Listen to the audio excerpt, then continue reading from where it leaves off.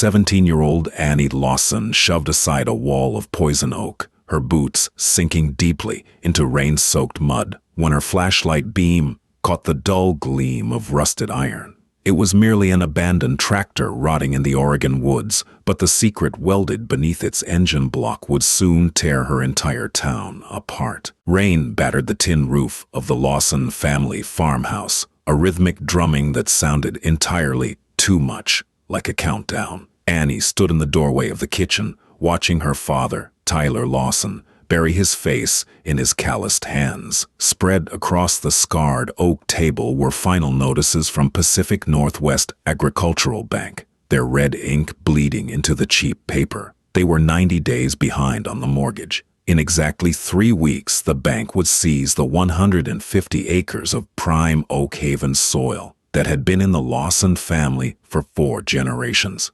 "I can take an extra shift at the diner, Dad," Annie said quietly, stepping into the dim light of the kitchen. She wore a faded Carhartt jacket, her hands stained with grease from repairing their broken water pump earlier that morning.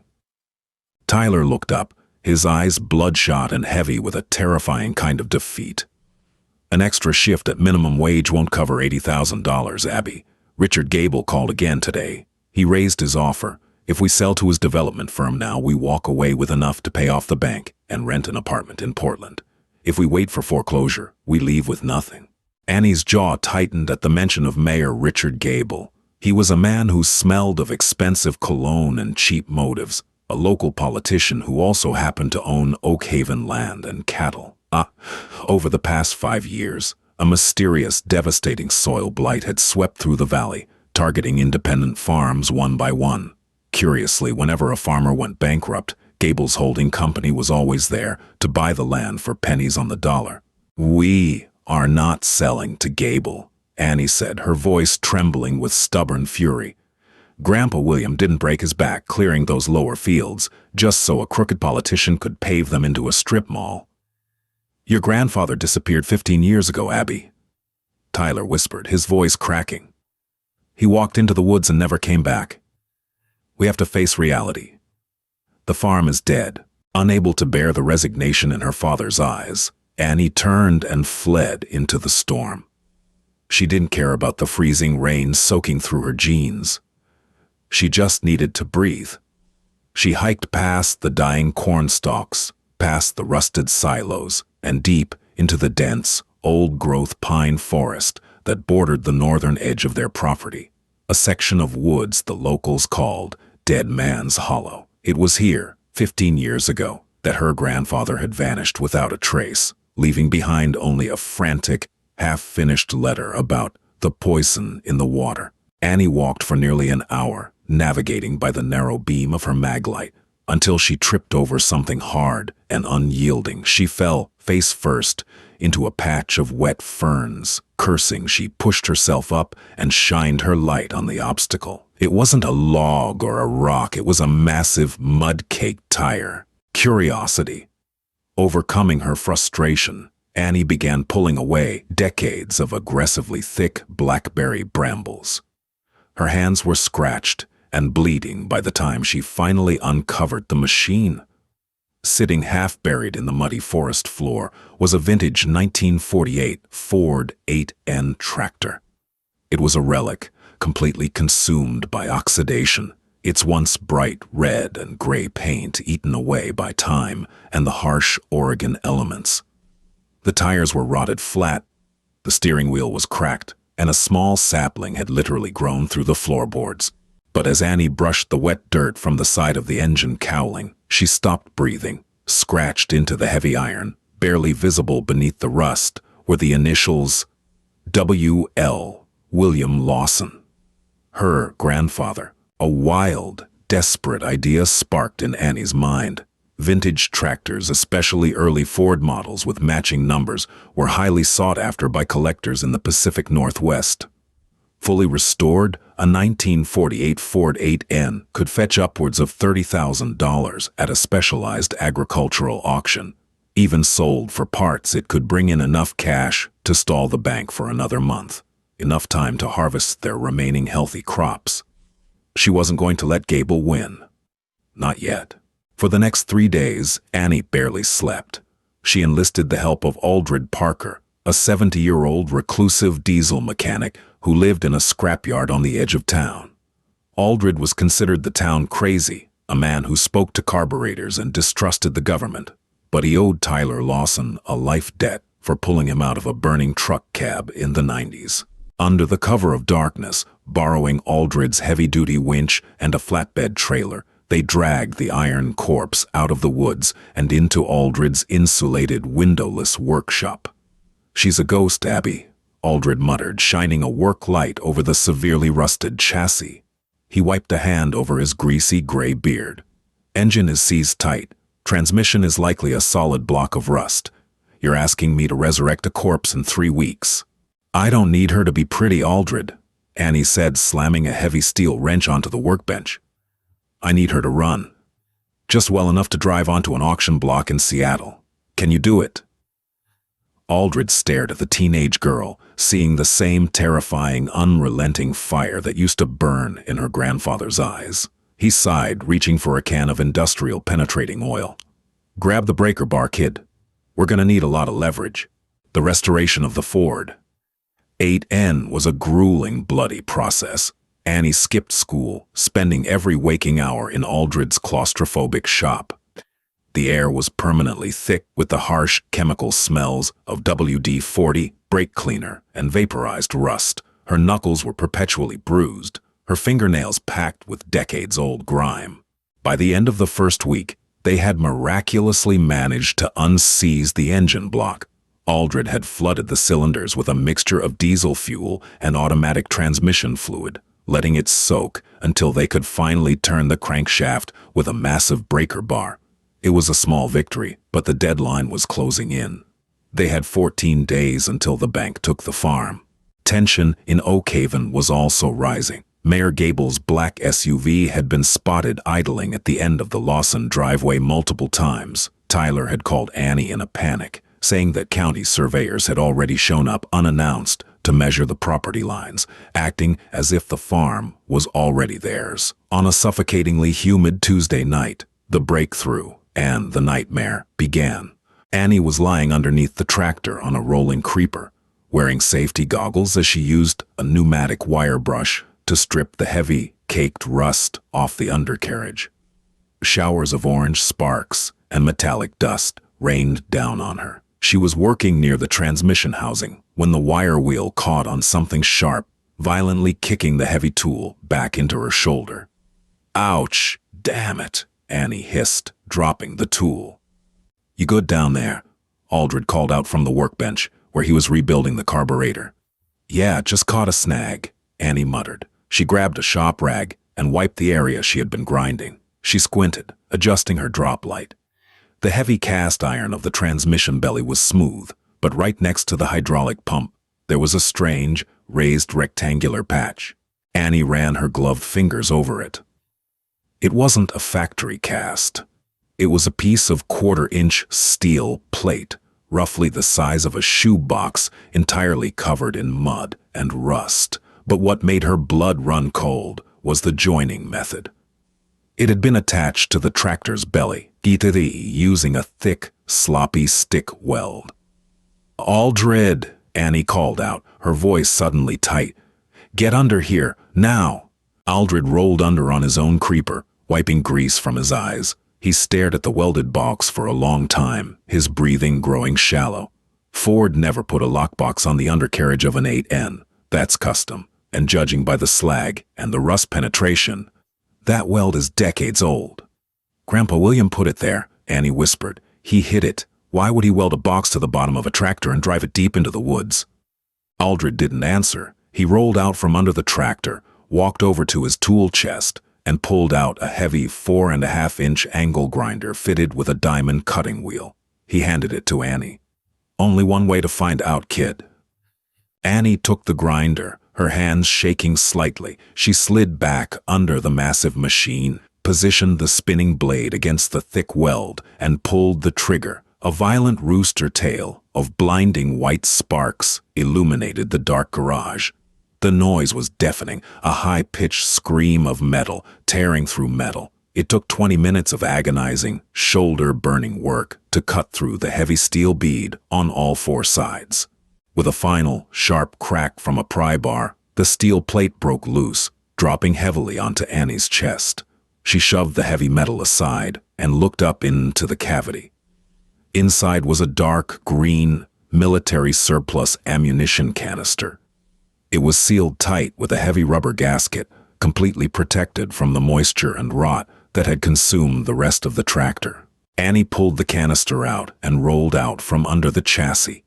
She and Aldred stood at the workbench, staring at the metal box as if it were a live bomb. "Open it," Aldred said, his voice barely a rasp. Annie unlatched the heavy metal clasp. It popped open with a hiss of stale, 40-year-old air. Inside, wrapped meticulously in layers of oilcloth, was a thick, leather-bound ledger, a series of topographical maps, and a sealed manila envelope. Her hands trembling, Annie opened the envelope. Inside was a letter, written in the frantic, sharp cursive she immediately recognized as her grandfather's handwriting. The date at the top was October 12th, 2011, the exact day William Lawson disappeared. "To whoever finds this, if I am dead, do not trust the police. Do not trust the bank. And most of all, do not trust the Gables." Annie swallowed hard, reading the words aloud to a pale Aldred. "For 3 years, I noticed the crops dying. Not just mine, but the Miller farm, the Henderson place, and the old Cooper ranch. The county extension office said it was a natural fungal blight in the soil. They lied. I took my own soil samples. I drove them 300 miles to an independent lab in Seattle. The soil isn't diseased, it's poisoned." Annie stopped, her eyes wide. She looked at the topographical maps spread across the table. They were stamped with the logo of Oak Haven Land and Cattle, Richard Gable's company. She continued reading. Richard Gable's father, Marcus Gable, didn't want to farm. He wanted the water rights. Beneath our land sits the largest, untouched aquifer in the county. But we refused to sell, so Gable hired a private contractor to systematically dump concentrated hexavalent chromium and heavy metal runoff from his industrial plant directly into the irrigation canals feeding the lower valley. They are purposely salting the earth to bankrupt us, stealing the land through forced bank foreclosures. I have the delivery manifests. I have the lab reports. I have proof. My God, Aldred breathed, stepping back from the table. They didn't just buy the foreclosed farms. They murdered the land to get them. "Grandpa found out," Annie whispered, tears of rage finally breaking through her eyes. "He was going to go to the federal authorities. That's why he hid the tractor. He knew they were coming for him. If you are reading this," the letter concluded, "they caught me before I could make it to the city. The ledger in this box contains every bribe Gable paid to the bank manager at Pacific Northwest Ag and the water commissioner. Avenge this family. Take our home back." Silence hung in the garage, heavy and suffocating. Annie looked at the ledger, realizing it wasn't just a book of numbers. It was a loaded gun pointed directly at the most powerful man in the county. It was enough to send Richard Gable to federal prison for the rest of his life. It was enough to save her farm. Suddenly, the harsh glare of headlights swept across the frosted windows of Aldred's garage. Both Annie and Aldred froze. The heavy crunch of thick, off-road tires rolling over the gravel driveway echoed through the quiet night. Aldred's junkyard was miles from the main road, hidden behind a maze of rusted cars. No one came out here by accident. Aldred moved silently to the window, peering through a small crack in the blinds. When he turned back to Annie, his face was the color of ash. "2 black SUVs, Aldred whispered, reaching into his toolbox and pulling out a heavy, grease-stained Colt M1911 pistol. He racked the slide with a terrifying mechanical clack. "It's Gable's private security team. They found us." Annie looked down at the documents, then at the rusted, half-assembled tractor sitting in the center of the room. The iron ghost of her grandfather had finally given up its secret. But now, the people who had killed him were standing right outside the door, ready to bury the truth forever. He said, "Toughness, Heavy fists pounded against the corrugated steel of the garage door, shaking the entire building with terrifying violence. "Parker! Open this door right now, County Sheriff!" A voice bellowed over the relentless drumming of the storm. Annie recognized the rough, demanding tone instantly. It was Deputy Miller, the second in command at the Oak Haven County Sheriff's Department. Her stomach plummeted into an icy abyss. The corruption didn't just stop with the politicians and the bankers. It wore a badge. Mayor Richard Gable had sent law enforcement to do his dirty work, ensuring that whatever happened in this scrapyard would be officially written off as a tragic accident or a resisted arrest.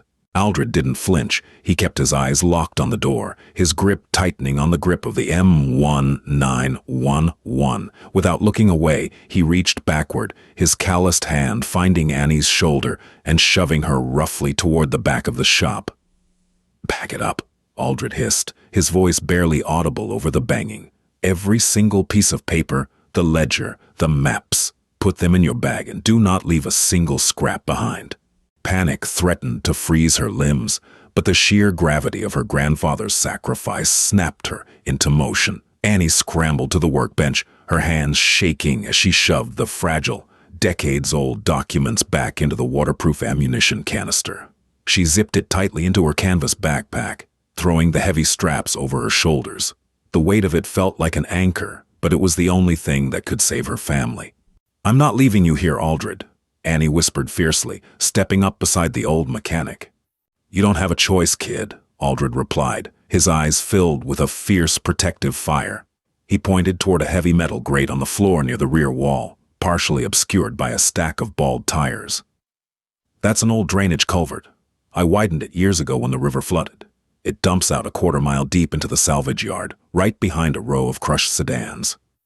My old Yamaha dirt bike is parked under a blue tarp by the perimeter fence. The keys are in the ignition. You take it and you ride like hell." Before Annie could argue, a deafening crash shattered the tension. The front door groaned as a heavy steel battering ram slammed into the lock. The hinges screamed in protest. "They're coming through," Aldred yelled. "Go! Portland FBI Field Office. Trust absolutely no one in this county." Another massive blow struck the door, and the deadbolt sheared off with the sound of a gunshot. As the heavy steel door began to buckle inward, revealing the rain-slicked tactical gear of Gable's private security and Deputy Miller, Aldred raised his pistol and fired a warning shot directly into the heavy engine block of a suspended Chevy pickup. The ricochet screamed through the air, sending the intruders diving for cover. "Get out of here," Aldred roared, overturning a massive rolling tool chest to create a barricade. Tears mixing with the grease on her face, Annie threw herself to the floor and hauled the heavy iron grate aside. She slid feet first into the narrow, suffocating darkness of the culvert just as a barrage of return. Fire erupted. Bullets tore through the garage, shattering windows and pinging violently against the scattered machinery. She crawled blindly through the freezing mud and stagnant water of the pipe, the echoing gunfire above her, vibrating through her very bones. Every scrape of her elbows, every gasp of stale air was fueled by pure, unadulterated adrenaline. She pushed forward until the pipe opened up into the freezing downpour of the scrapyard. Scrambling out of the mud, Annie kept low, weaving through towering mountains of rusted metal and crushed cars. The rain was blinding, but she spotted the blue tarp flapping wildly in the wind near the rusted chain-link fence. She sprinted toward it, tearing the plastic away to reveal a beat-up 1980s Yamaha dirt bike. She swung her leg over the saddle, praying to whatever gods were listening that Aldred's mechanical genius extended to neglected motorcycles. She kicked the starter with all her might. The engine sputtered, coughed, and died. Flashlights cut through the darkness of the scrapyard behind her. Voices were shouting her name. "Check the perimeter. Don't let her get to the road." Annie kicked the starter again. Nothing. The men were getting closer. She could hear their heavy boots splashing through the puddles, desperation clawing at her throat. She adjusted the choke, twisted the throttle slightly, and drove her boot down on the kickstarter one last time. The two-stroke engine roared to life with a deafening, aggressive scream. Annie didn't hesitate. She dumped the clutch, and the rear tire spun wildly in the mud before biting into the dirt. The dirt bike launched forward, smashing through the weakened chain-link gate and launching her onto the slick, winding logging roads that led out of the valley. Looking back over her shoulder, she saw the headlights of the black SUVs keep swinging out of the scrapyard, tires spinning as they began the pursuit.